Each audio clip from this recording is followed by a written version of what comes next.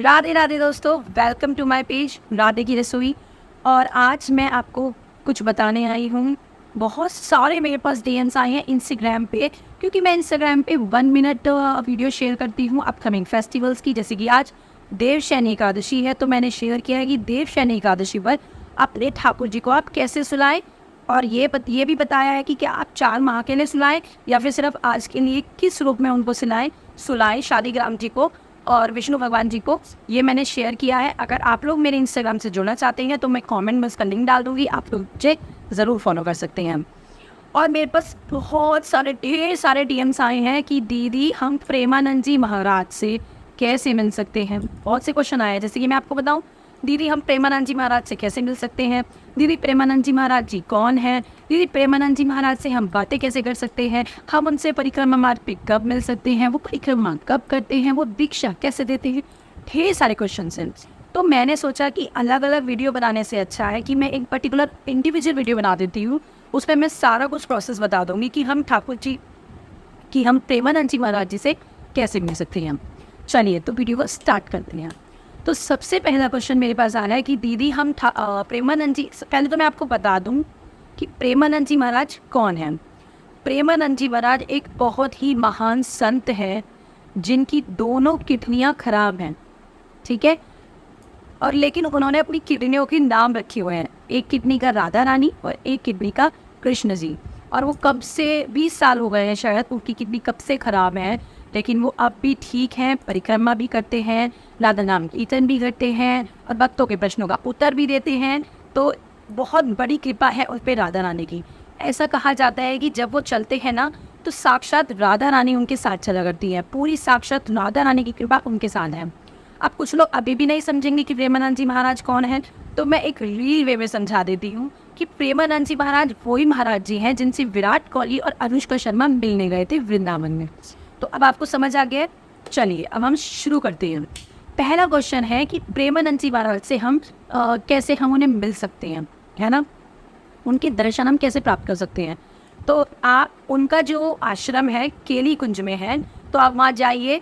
सुबह 3 बजे आप वहाँ पहुँच जाइए, क्योंकि 3:30 बजे उनका हॉल का जो गेट है वो खोल दिया जाता है। 4:30 तक के लिए गेट खुलता है, लेकिन जो वो हॉल है वो 4 बजे तक पूरा फिल हो जाता है।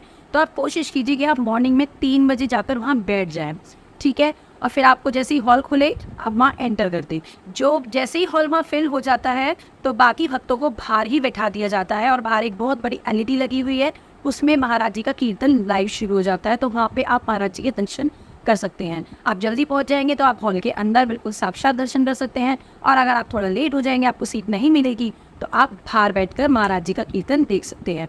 महाराज जी सुबह 4:20 से लेकर 5:30 बजे तक वहाँ पर राधा नाम कीर्तन करते हैं। उसके बाद वहाँ पर 5:30 बजे से लेकर 6:30 बजे तक पद गायन वगैरह शुरू हो जाते हैं, लेकिन उस समय पर महाराज जी वहाँ नहीं रहते हैं। महाराज जी आश्रम के ही पीछे एक हॉल है छोटा सा, वहाँ जाकर एकांतिक वार्तालाप के लिए चले जाते हैं। अब आप लोग कहेंगे एकांतिक वार्तालाप क्या होती है, यानी कि भक्तों के प्रश्न पूछने का समय। अगर आपको महाराज जी से प्रश्न पूछने हैं तो आपको वहाँ पर सुबह 4 बजे जाना होगा, ठीक है। अगर आपको दर्शन नहीं करने, आपको प्रश्न पूछने हैं, तो देखिए, जैसे अगर आपको आज महाराज जी से प्रश्न पूछना है तो आप एक दिन पहले वहाँ पर अपना प्रश्न लिखवा कर आएंगे। अगर आपको महाराज जी से कल प्रश्न पूछना है तो आप आज उनका अपना प्रश्न लिखवाएंगे। सुबह 4 बजे वहाँ पहुँचिए, महाराज जी का शिष्य बाहर बैठता है, वो आपके प्रश्न लिख लेगा। फिर आपको कल बुलाया जाएगा। बहुत लंबी लाइन होगी क्योंकि लाखों में भक्त आते हैं वहाँ पर, तो लंबी लाइन में आपको खड़े होना है। एक दिन में महाराज जी 60 से 70 प्रश्नों के उत्तर देते हैं, है ना। और एक बारी में उस छोटे से हॉल में 15 से 16 जगह ही एंटर कर पाते हैं, ठीक है। अगर आपका नंबर कल आ गया तो ठीक, नहीं तो आपका नंबर परसों आएगा। तो आप इस तरीके से महाराज जी से एकांतिक वार्तालाप कर सकते हैं और अपने प्रश्नों के उत्तर ले सकते हैं। तो ये तो बात हुई कि हम महाराज जी के दर्शन कैसे कर सकते हैं, हम महाराज जी से प्रश्न कैसे पूछ सकते हैं। अब एक बहुत बड़ा प्रश्न आता है कि हम महाराज जी से दीक्षा कैसे प्राप्त कर सकते हैं, नाम दीक्षा कैसे ले सकते हैं। संत से मिलने के लिए इतनी लंबी लाइन है, तो उनसे दीक्षा प्राप्त करने के लिए आपको कितना परिश्रम करना पड़ेगा, ये तो आप सोच सकते हैं। तो सबसे पहले महाराज जी की कुछ नियम है। सबसे पहले तो वो आपको पहली बारी में दीक्षा नहीं देंगे, वो आपको बोलेंगे कि आप 16 माला जाप करिए डेली की, तो अगली बार जब आओगे, जब मैं देखूँगा कि आप सक्षम हैं दीक्षा प्राप्त करने के, तो उनके कुछ नियम हैं। नियम ये, पहला वही नियम 16 माला जाप का आपको डेली करना है। दूसरा नियम कि आपको मांसाहारी खाना बिल्कुल छोड़ देना है, अंडा, प्याज, लहसुन, है ना, और सब कुछ छोड़ देना है। तीसरा, आपको कोई नशा नहीं करना है, कॉफ़ी चाय नहीं पीनी है। चौथा नियम है कि आप लोग के गले में हर वक्त कंठी माला होना ज़रूरी है और माथे पर तिलक होना ज़रूरी है। अगर आप महाराज जी के समक्ष जाएंगे और आपके माथे पर तिलक नहीं है या फिर आपके गले में कंठी माला नहीं है, तो वो आपको नाम दीक्षा बिल्कुल भी नहीं देंगे। तो जब भी आप ठाकुर महाराज जी के सामने जाएं तो उन कंठी माला और नाम माथे पे तिलक ज़रूर धारण करके जाएं। अच्छा महाराज जी, अब कुछ लोग कहेंगे हम महाराज जी से बोल देंगे कि हम तो 16 माला जाप करते हैं, कंठी माला पहन कर चले जाएंगे, तिलक लगा कर चले जाएंगे और बोल देंगे कि हम तो मांसाहार का सेवन करते ही नहीं हैं। लेकिन ऐसा नहीं है।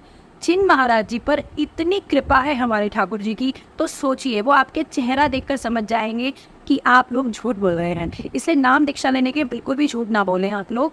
महाराज जी पहले आपको देखेंगे, आपको परखेंगे, उसके बाद आपको वो नाम दीक्षा देने के लिए तैयार होंगे। नाम दीक्षा के बाद आपको यमुना नदी में स्नान कराया जाएगा और फिर आपको महाराज जी नाम दीक्षा दे देंगे। तो ये प्रोसेस है नाम दीक्षा प्राप्त करने का। अब क्वेश्चन आते हैं कि प्रेमानंद जी महाराज परिक्रमा कब कब करती हैं? क्या वो डेली परिक्रमा करते हैं वेदांता हॉस्पिटल के सामने? जी नहीं।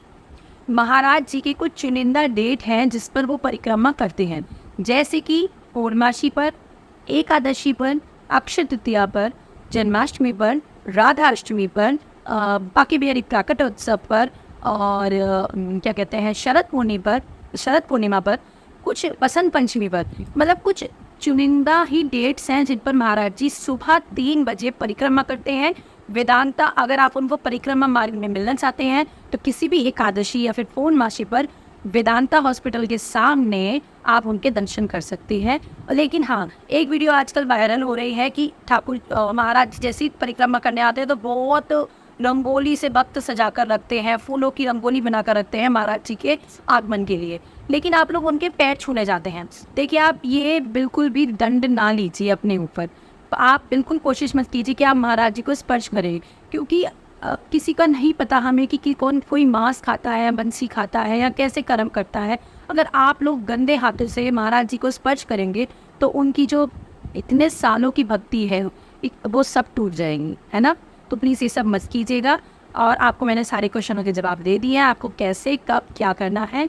अगर आपको मेरी वीडियो पसंद आई हो तो मेरे चैनल को सब्सक्राइब ज़रूर करिएगा और कमेंट में राधे राधे लिखिएगा। और हाँ, मेरे सब्सक्राइबर से मैं ये भी जानना चाहती हूँ कि कौन कौन अब तक प्रेमानंद जी महाराज जी के दर्शन कर चुका है। राधे राधे। श्री कुंज बिहारी श्री नंदास।